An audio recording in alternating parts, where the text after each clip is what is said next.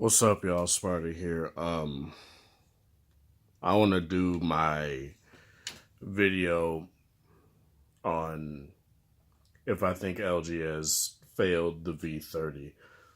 And this is kind of a follow-up to my last video of this nature, which got over 6,000 views, is about how LG failed the V20, and it wasn't a question. Last time I made this video, it was a fact in a lot of ways, where I feel that LG didn't do enough to make the V20 competitive in the marketplace as far as marketing goes. And with LG hiring a new CEO for their mobile division and whatnot, which has just happened, I think, today or within this week at least, I wanted to talk about if I feel LG has failed the V30.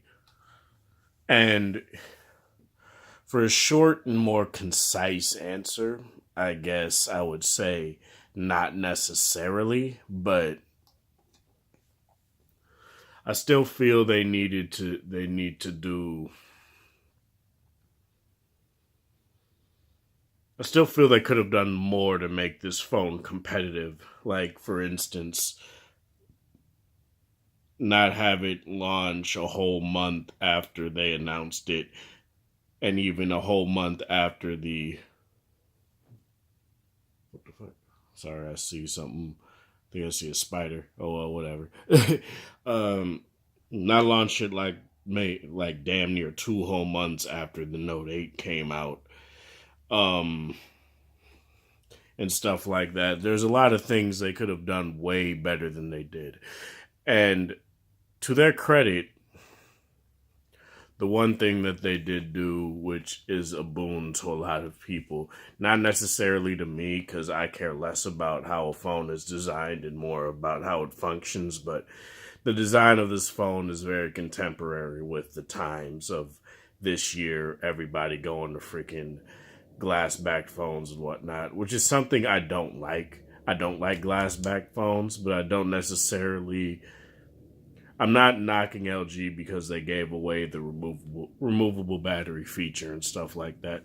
I do boon them for taking away the IR blaster, but that's a video for another time. V30. There are a lot of things about this phone that are one major thing that's controversial. Other things that I personally feel they could have done better. Mainly marketing. The phone itself is not bad at all. I have no issues with it, but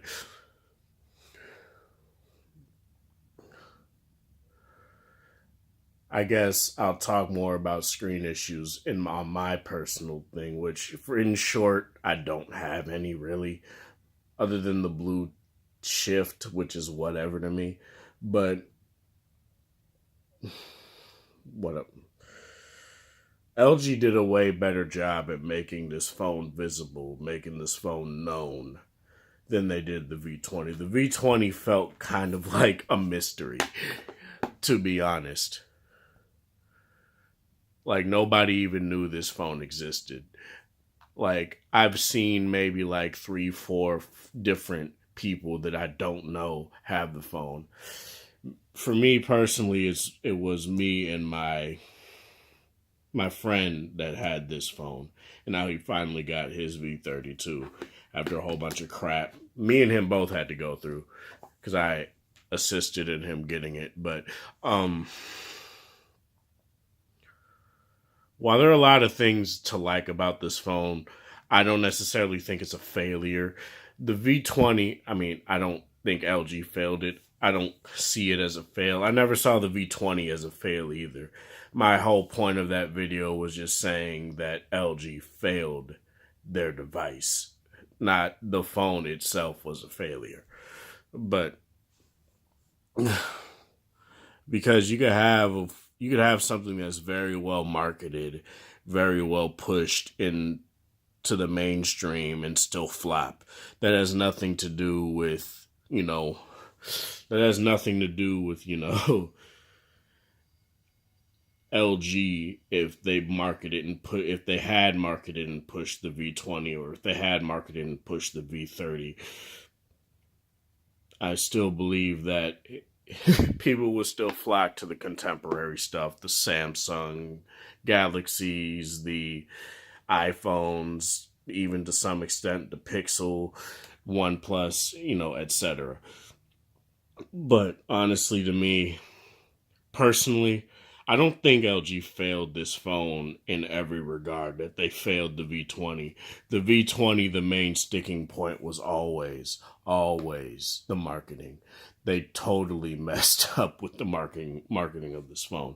And they don't have the same marketing for this phone that they did that they did with the V20. They don't. They don't have the whole showing off the one aspect of the phone, which is the camera and the manual mode and stuff like that. Nobody wants to see that because people get confused.